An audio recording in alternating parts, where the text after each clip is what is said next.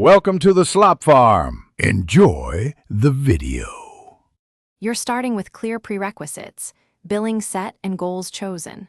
First, pick a campaign type that matches your goal, search for intent, display for reach.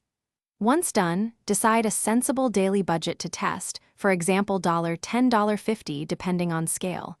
Make sure to set the campaign currency and time zone correctly because those lock in. Then create at least one ad group and add keywords or audience targeting so your budget immediately has somewhere to spend.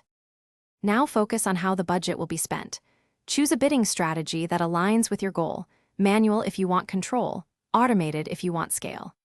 Next, narrow targeting, limit by location, devices, and time of day to reduce wasted clicks. Once you've enabled conversion tracking, allocate budget to the best-performing ad groups.